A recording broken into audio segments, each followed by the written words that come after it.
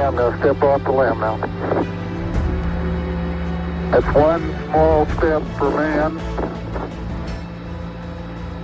one giant leap for mankind.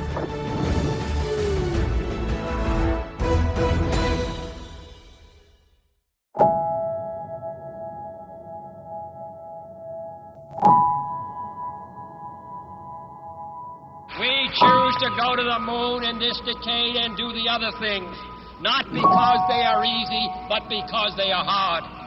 Because that goal will serve to organize and measure the best of our energies and skills. Because that challenge is one that we're willing to accept, one we are unwilling to postpone, and one we intend to win, and the others too. We're at a moment where America is about to return to the moon, and Pittsburgh is leading the way. And Pittsburgh has always really led the way in our exploration of the cosmos. It's from Pittsburgh that Phoebe and John Brashear founded a world-renowned telescope company. It's from Pittsburgh that the minds who navigated our missions to the moon and the muscle that built the Saturn V out of Pennsylvania steel and glass and aluminum, that it's from Pittsburgh that first mission, Apollo 11, was fueled. Even the first American flag on the moon was designed by a Pittsburgher named Jack Kinsler, who grew up on Mount Washington.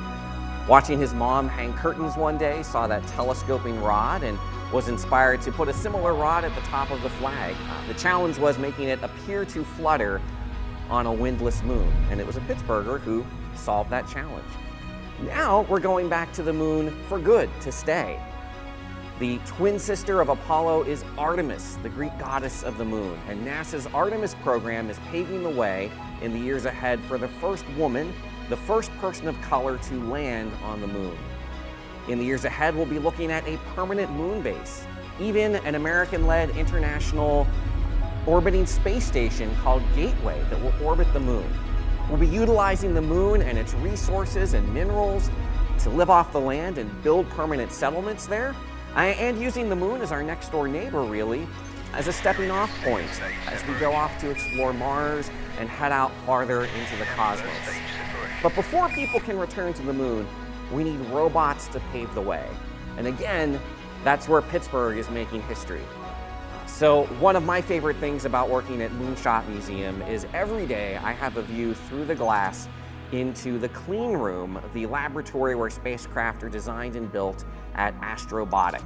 So it's very interesting that all of this is taking place here at Astrobotic in Pittsburgh in the United States. Originally, we had NASA, and people thought of NASA as being Cape Kennedy, and that was the epicenter for space activity on Earth. What's really happened as we've developed further, as this has started to turn into more commercial activities and more people being involved in it, there's more places in the United States and really around the world where these kinds of activities are happening. In a way, it was a natural place for Pittsburgh to be here. We're a center already of robotics and exploration, and we're surrounded by great universities like Carnegie Mellon. These organizations have been helping to develop rovers or develop space technology or robotics technology. And so it's just a natural extension now to put those activities and those technologies into space on rocket ships and to explore the rest of the world. This year, in 2023, the Peregrine spacecraft will be making history on the lunar surface as the first American spacecraft to land on the moon in over 50 years, and the first commercial spacecraft in history. It's a whole new way of approaching space. So one of the questions that I get asked often is, why are we going back to the moon? We've already been there, we've already done that. What's changed since the last time we were there? And the answer is, as most people can recognize, everything. Lots of things have changed. Technology's advanced. There's been an incredible amount of miniaturization. Computers and communications technologies are greatly better than they were before. Today, when we go back, we're taking things like neutron spectrometers and infrared spectrometers and ground-penetrating radar and doing science experiments that we never could have done in the past. We also have the internet and high-speed communications to take high-resolution videos and even VR footage to broadcast back to Earth so our scientists and even the general public can enjoy what's going on up there as we learn things in greater and greater detail. We have NASA cargo on that spacecraft doing incredible science, also science from countries around the world. some of whom are getting their Apollo moment, their first shot at being on the lunar surface. And in addition to that amazing science, we have digitized art, we have some fun advertisements. One day I saw a pop can being loaded onto the spacecraft. It has a powdered drink in it as an ad on the moon. And anyone who comes into the museum can actually write or draw a message that gets scanned and put onto an Astrobotic spacecraft. So you have a chance to send something of yourself and your own hearts and hopes and wishes to the moon, which I think is pretty incredible, that you could look up at the moon in the night sky and be reminded of your own hopes and dreams that you sent to the moon. So we're in an exciting time. Peregrine is just the first in a fleet of missions that will be heading back to the moon as robots pave the way for humanity and our return to the lunar surface. The Griffin mission is coming up next, and that's really the tip of the spear of NASA's Artemis program, the idea of going back to the moon to stay. All of that depends on finding water that we can use to drink, to make breathable air, to even water is a great source of ingredients like hydrogen and oxygen that we can use to power rockets. So we're sending a robot called Viper, built by NASA, to the moon's south pole because we have a pretty good idea from orbit that's where the water is.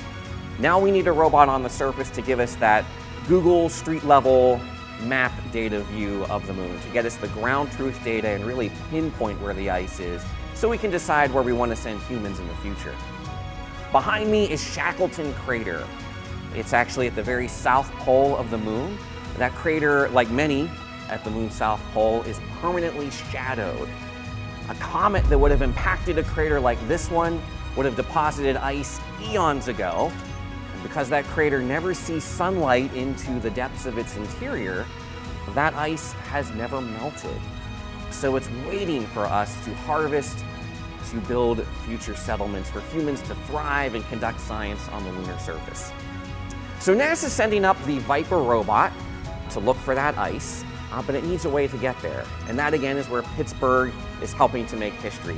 The Griffin lander will be built right here in Pittsburgh by Astrobotic, and that's the delivery service that will take Viper to the moon to explore and search for ice. It's very inspiring to see the projects that people come up with, some of the payloads and the missions that we're going on the moon right now, to look for water ice, to help find out where that ice is. We're working on ground-penetrating radar to go around and map out what's under the surface of the ground in preparation for making buildings, for making roads. Astrobotic is also trying to provide communication systems and power systems. So we have large solar arrays that are on rovers that we can drive around and park to generate power.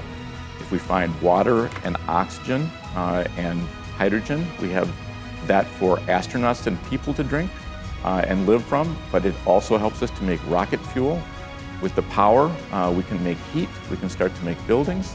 And we've also been working with companies who want a ride to go up and take a 3D printer and try to build buildings or build roads or lay down cables between those power stations. So we're basically building an infrastructure where people will be able to live and enjoy and spend a long period of time on the moon as we learn the next step to going out farther into the galaxy. So for me at Moonshot Museum, I think it's exciting not only to see that history in the making, to look through the glass and see technicians and engineers hard at work every day building these robots, but also to imagine what our own future in space can be like, that folks here in Pittsburgh could have those jobs designing spacecraft. Space is actually on track to be $1 trillion industry by the end of this decade, and Pittsburgh, Eastern Ohio, West Virginia, that's really the third largest region for the space economy in the entire nation. So it's exciting to me to tell folks that whatever your natural passion is, if it's writing, if it's engineering, if it's making, there's a job waiting for you in space. And there's a job waiting for you if you want one right here in Pennsylvania in the space industry.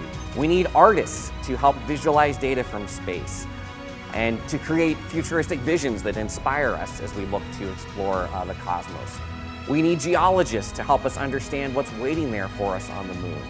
We need botanists to help us grow food in space. We need makers and experts in robotics. We need HVAC technicians to help design and maintain the clean rooms and labs where spacecraft are built. We even need lawyers to help us figure out how we use the resources of the moon equitably for everyone's benefit on Earth. And these are exciting times as we're heading off to the moon, as we look out to space. We're also utilizing space to make life better. It's from space and microgravity that we're just starting to learn how to 3D print tissues for organs. We're learning how to design artificial retinas in Earth orbit. We're learning how to manufacture on orbit in a microgravity environment. And of course, it's from space that we have that bird's eye view of our home planet, and we're getting ecological data that helps us take care of our own beautiful planet Earth.